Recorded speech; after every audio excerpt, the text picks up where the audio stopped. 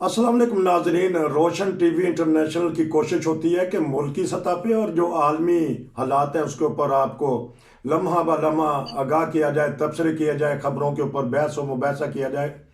और हमारी कोशिश होती है कि दुनिया भर से जो बेहतरीन तबसरा नगार हैं, बोलते हैं, उनसे हम ये तबसरा लेते हैं।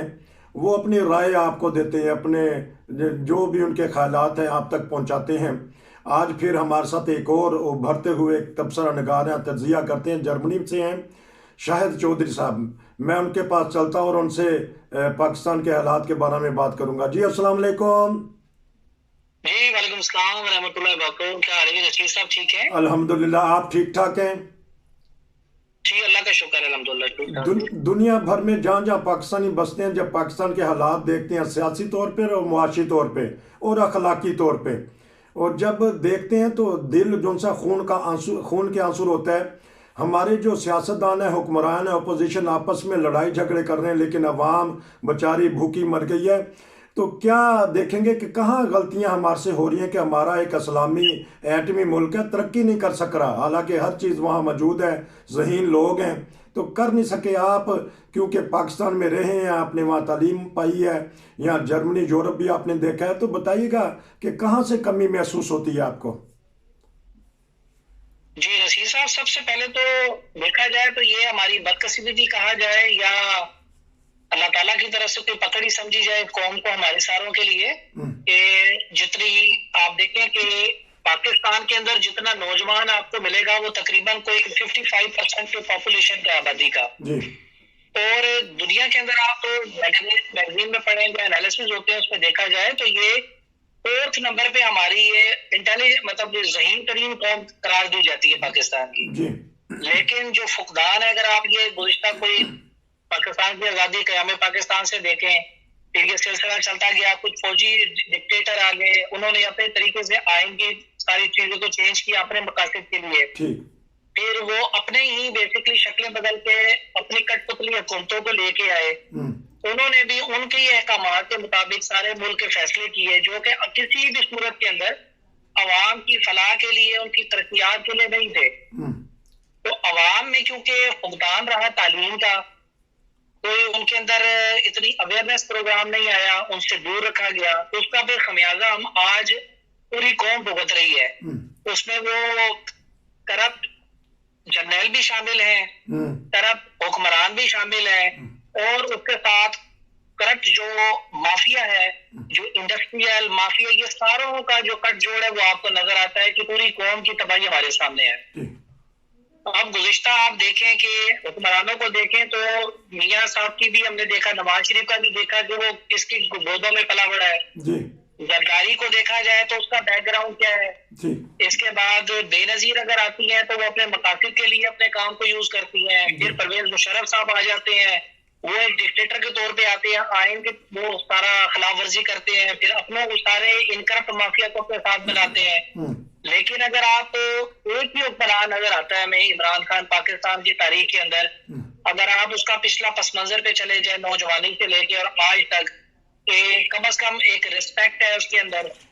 कमियां उसके अंदर भी बहुत है, कुछ फैसले उसने भी बहुत गलत किए जो कि अवाम की, हम सब की कौम को ये नुकसानदेह साबित हुए। लेकिन उस जैसा आप देखें कि बहादुर लीडर, बात करने वाला, नडर, और सारी चीजों को वो खुद इस टाइम, करप्ट माफिया एक तरफ है और वो अकेला एक तरफ है और अवाम की आवाज बन चुका है। तो यही सारे आप देखें पूरे सिलसिले हैं। तो अब अवाम को सारे हकाए जो कि पहले एक दफन हुए थे चीजों को, जो कि अवामी सतह पे कभी पता ही नहीं लगा था अवाम को, लेकिन इमरान खान या कम अज कम लोगों को, कौम को, नौजवानों को खास तौर पे ये अवेयरनेस हो गई है कि लीडरशिप क्या होती है, और जो सारी चीजें गुज़िश्ता 75 साल से तारीख में होते रहे हैं वो सारी चीजें अब हकीकतें अवाम के सामने आके रुक गई हैं। तो बाकी अभी देखते हैं। और दूसरा फुकदान जो सबसे बड़ा ये हमारे मुल्क पाकिस्तान में, वो निजाम अदल है। अच्छा, अदल का कोई निजाम नहीं है, कोई फैसले नहीं है। आपको जब इंसाफ ही नहीं मिलेगा कौम को, तो फिर क्या होता है, फिर करप्शन होती है, फिर हर फैसला ही होता है वो जायज और नाजायज तरीके से फिर लेने की कोशिश की जाती है। तो ये एक थोड़ा सा जनरलाइज हम बात कर रहे हैं। और अब टोटल आप देखें कि 90-95% जो आबादी है ان کو صرف 5 یا 10% جو کرپٹ مافیا ہے پاکستان کا وہ کنٹرول کر رہا ہے. اچھا میں ایک سوال کر لیتا ہوں. میں ابھی آپ نے بہت پیاری بات کی ہے کہ ہمارا نوجوان جو ہے نسل وہاں ہے پڑھے لکھے بھی ہیں تو لیکن ہم نے دیکھا ہے کہ وکلاء میں جنہوں نے قانون نافذ کرنا ہے تو اس میں بھی بعض ایسی چیزیں آ جاتی ہیں. آپ نے کہا کہ تعلیم کی کمی ہے, ہمارے ڈاکٹر بھی ایسی حرکتیں کر جاتے ہیں, ہمارے وکلاء بھی کر جاتے ہیں, ہمارے علماء بھی کر جاتے ہیں. تعلیم کی کمی ہے یا شعور کی کمی ہے؟ یہ جی نصیر صاحب بیسکلی شعور کب آتا ہے؟ شعور کے لیے لیڈرشپ بیسکلی چاہیے ہوتی ہے. تو یہ لیڈرشپ جو عمران خان اگر ہم دیکھتے ہیں تو اس کے کیونکہ وہ بائی برتھ ایک لیڈرشپ کوالٹی اس کے اندر ہے تو اس نے پھر شعور کو عوام کے دلوں میں بٹھایا. اب جو وہ چیزیں اندر ان کے خوف یا جو ان کو یہ چیزوں کا پہلے نہیں پتا تھا وہ سارے روز روشن کی طرح آیا ہے. اب عوام ان کرپٹ حکمرانوں, جرنیلوں اور میڈیا مافیا اور یہ ساری عدل و نظام کو بھی سمجھ گیا. اب ان کا ساتھ کسی صورت نہیں دیں گے یہ آنے والے وقتوں میں. تو دیکھیں گے ہو سکتا ہے کہ یہ اللہ تعالیٰ ان چیزوں سے ہمارے ملک کی قوم کی ترقی اللہ تعالیٰ لے کے آئے. اور ملک جو اتنا ہمارا پیارا ملک ہے, ہم پردیش میں رہتے ہیں تو کم از کم اس ملک کی ترقیاں کوئی ہم دیکھ لیں یا ہماری آنے والی نسلیں کم از کم دیکھ لیں کہ حفاظت کے ساتھ ملک پاکستان جا سکیں, کوئی خوف فکر نہ ہو کسی قسم کا. وہاں تو اب جاتے ہوئے بھی عام پاکستانی کو بہت خوف والی فضا ہے کہ وہ جانے سے بھی ڈرتا ہے اور خوف یہ کا عالم ہے کہ جانا بھی چاہیے کہ نہیں جانا چاہیے. ہاں کیونکہ وہاں کے رہنے والے بھی غیر محفوظ ہیں اور جو باہر سے جاتے ہیں تو ان کے تو اوپر زیادہ خطرہ رہتا ہے. لیکن آپ یہ بتائیے گا کہ عمران خان سے کہاں سے غلطی ایسی ہوئی ہے کہ 3 سال بعد ان کی چھٹی کرا دی گئی, ہاتھ رکھنے والوں نے ہاتھ اٹھا دیا, یا واقعہ ہی ان سے ایسی غلطیاں ہو رہی تھی کہ جو ریاست پاکستان کو نقصان دے رہی تھی بقول ان کے جو لانے والے تھے؟ جی اس میں نصیر صاحب یہ جہاں تک پس منظر دیکھا جائے عمران خان جب آیا ہے تو پاکستان کی ہسٹری میں دیکھ لیں کہ پوری جو انڈسٹری ہے پاکستان کی روزگار کا سلسلہ, تعلیمی کے لحاظ سے ساروں کو فیسلٹی مہیا کرنا, کالجز کے اندر تعلیم کا ایک رجحان. اس کے بعد اگر آپ دیکھا جائے تو سب سے بڑا جو ریاست کا کام کیا ہوتا ہے کہ ایک عدل کا قیام ہوتا ہے اور دوسرا قیام ہوتا ہے اس کی صحت کا خیال رکھنا اور روزمرہ کی ضروریات کا ذمہ دار حکمران ہوتا ہے. تو یہ جو انہوں نے اپنا ایک ہیلتھ کارڈ کا بھی ایک ایشو کیا تھا تو اس سے بھی عوام کے اندر دیکھیں بڑا شعور آیا ہے کہ یہ حکمران وقت اگر وہ ٹیکس لیتے ہیں عوام کے خربوں روپے کا ٹیکس اکٹھا کیا جاتا ہے لیکن وہ صرف عمرہ اور مافیا اس سے مستفید ہوتے تھے. لیکن عمران خان کے اندر یہ کوالٹی مطلب رہی ہے ان کے 3 سال کے دور کے اندر دیکھا جائے کہ عوام کم از کم اس کے اندر یہ ہے کہ ان کو وہ بنیادی حقوق یا بنیادی سہولیات کم از کم مہیا ہوئی ہیں. لیکن اگر غلطیوں کا ہم جائزہ لیتے ہیں نصیر صاحب تو اس میں کیونکہ یہ ان کی پہلی حکومت تھی, اگر آپ دیکھیں پرانا ان کو ہسٹوریکلی دیکھا جائے تو بڑے بڑے حکمران یہاں بیٹھے ہوئے ہیں اور بڑے بڑے منجے ہوئے کھلاڑی ہیں. تو ان سے غلطیاں یہ ہوئی ہیں کہ جیسے اب فوجی ڈکٹیٹر جو ہوتے ہیں سب سے بڑا مسٹیک یہ ہوا جس کو آج بھی عمران خان اپنے کہتا ہے اپنی پارٹی میں بھی بیٹھ کے کہتا ہے, برملہ اظہار بھی کرتا ہے میڈیا کے اندر بھی کہ اس سے جو غلطی ہوئی ہے وہ ہوئی ہے باجوہ کو جو ایکسٹینشن دی ہے وہ کہتے ہیں کہ مجھ سے سب سے بڑی غلطی ہوئی ہے کہ یہ مجھے نہیں کرنی چاہیے تھی. اور دیکھیں کہ وہ ایکسٹینشن تک تو ان کے حالات رہے ہیں ٹھیک, لیکن جب فوجی ڈکٹیٹروں کے سارے حالات اپنے مطابق اب ڈرائیو کرنا تھا, اب سارے مقاصد سے انہوں نے حاصل کر لیے تو اب ان کو کسی طرح انہوں نے سائڈ پہ لگانے کے لیے اب اس میں یہ دیکھا جائے کیوں کہ اب ہم ایشیا کے اندر رہنے والی قومیں ہیں, ہمیں امریکہ یا یورپ جو ہم سے ہزاروں کلومیٹر کوسوں کلومیٹر دور ہم سے ہے تو ان کو یہاں پہ آ کے یا ہمارے مسائل کا حل کیسے یا ہمارا درد کس طرح ہو سکتا ہے.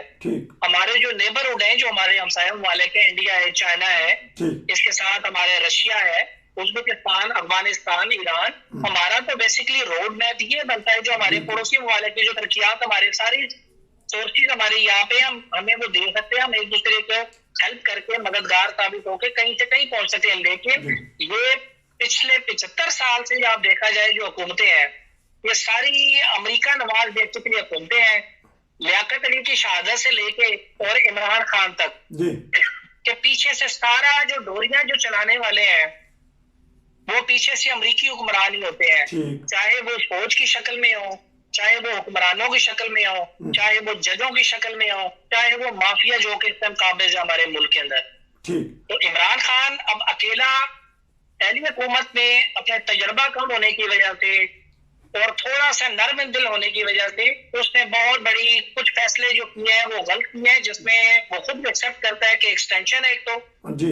اور جو ان کے اندر بھی اب یہ دیکھنا چاہیے کہ یا تو پوری ٹیم جو ہونی چاہیے وہ آپ کی بالکل فریش اور نئے خون اور نوجوانوں کا ہونا چاہیے، لیکن اس میں دیکھا جائے تو کچھ ان کے بھی جو پارٹی میں شامل ہیں وہ بھی کچھ جو ہوتے ہیں وہ کچھ انہی اشرفیہ جو ہوتے ہیں رافیہ جو گروپ ہے ان کے نمائندگیاں ساری رپورٹیں اور اندر کی ساری باتیں وہ پاکستان کی جو انٹیلیجنس تنظیمیں ہیں ان کو پہنچا دیتے ہیں اور جو جتنے بھی کرپٹ مافیا ہیں ان کو پہنچا دیتے ہیں، تو وہ پھر پوری طرح وہ پایا عمل نہیں پہنچ سکے جو کہ منصوبے بنائے تھے. لیکن اگر آپ دیکھیں اس میں زرعی دیکھیں، پاکستان میں پروڈکشن ایگریکلچر دیکھیں، انڈسٹریل دیکھیں، اس کے علاوہ روزگار کے سہولتیں دیکھیں، 55 لاکھ یا 60 لاکھ کے قریب دیکھیں ان کو سہولیات دی گئی ہیں. باوجود کورونا کا فیز بھی آیا ہے، کتنا تھا ساری دنیا میں، لیکن دنیا نے برملا اظہار کیا ہے کہ عمران خان کی حکومت کے اندر جبکہ اتنی بڑی بڑی طاقتیں جو تھیں وہ ان کے معاشی حالات بہت خراب ہو گئے،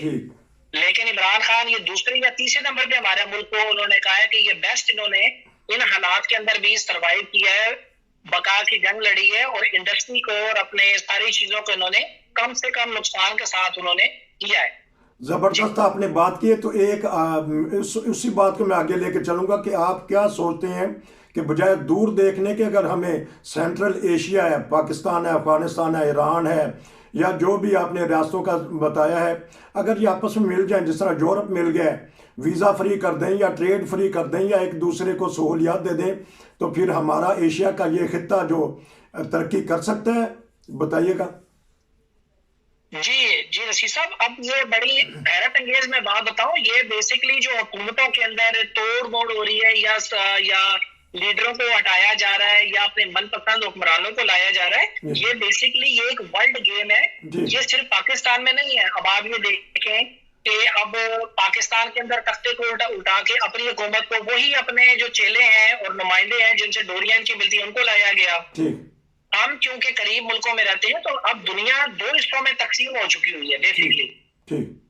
یا تو آپ نے ایک یورپین گول کے اندر بلاک کے اندر رہنا پسند کریں گے تو ان کے پھر آپ کو مقاصد پورے کرنے ہوں گے، یا پھر آپ کو چائنا جو آنے والی سپر طاقت ہے آنے والے وقت ہی یہ بڑا قریب وقت ہے، یہ دور نہیں ہے، تو اس بلاک کے اندر جاتے ہیں. تو یہ بیسکلی یہ 2 سپر پاوروں کے درمیان ایک جو موجودہ سپر پاور ہے جو کہ اب اپنے بالکل انجام کو پہنچنے والی ہے، امریکہ وغیرہ اور اس کے ہواری جتنے ہیں.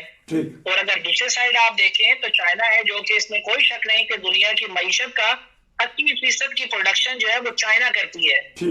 اور جہاں تک ہم آئل انڈسٹری اور ترقیات کے جو ہمارے پاس سورسز ہیں وہ ہمارے اس ایشیا میں ہے. اور بیسکلی جو اب اگلی جو 100 صدی کی جو سینچری ہے وہ اب یورپ اور امریکہ کے بجائے وہ ایشیا کی سینچری ہونے والی ہے، جو کہ یورپی طاقتوں کو اور جو سارے جو دوسرے ممالک ہیں وہ کسی طور برداشت نہیں کر پا رہے. اصل حقیقت چھپی ہوئی یہ ہے کہ اب جو سینچری اور 100 سالہ ترقیات جو آئندہ آنے والی ہیں وہ ایشیا کی بیسکلی یہ ترقیات ہونی ہے. اور جو امریکہ اور یورپ اور جو ان کے ہمارے جتنے ہیں وہ ڈکلائننگ ٹرینڈ پہ ہے.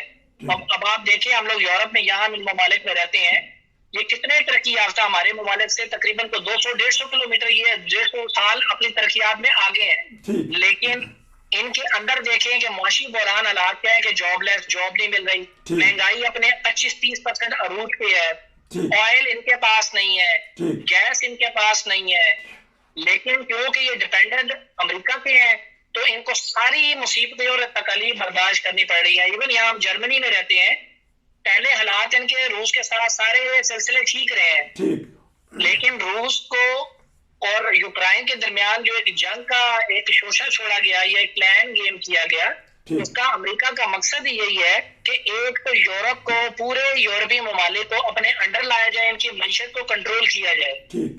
دوسرے نمبر پر اب اپنا کوئی نہ کوئی ایک ایسا ایشو ہونا چاہیے جہاں پہ جنگی حالات ہونے چاہیے، جنگی سلسلے، تاکہ ان کی انڈسٹری، ہتھیاروں کی ترسیل اور ہلاکتیں ہوتی رہے اور ان کے کہیں سے کہیں ان کے کرنسی لیول جاتا رہے. لیکن اب ایشیا کے ممالک، آپ عرب ممالک کو دیکھیں، سعودی عربیہ، بحرین، قطر، UAE وغیرہ دیکھیں، چائنا دیکھیں، ایران اور رشیا یہ ایک بلاک پہ آ گئے ہیں. ٹھیک تو یہ دنیا کی بہت بڑی یہ پاور ہے اور طاقت ہے اور دنیا ان کی ڈیپینڈنٹ ہے.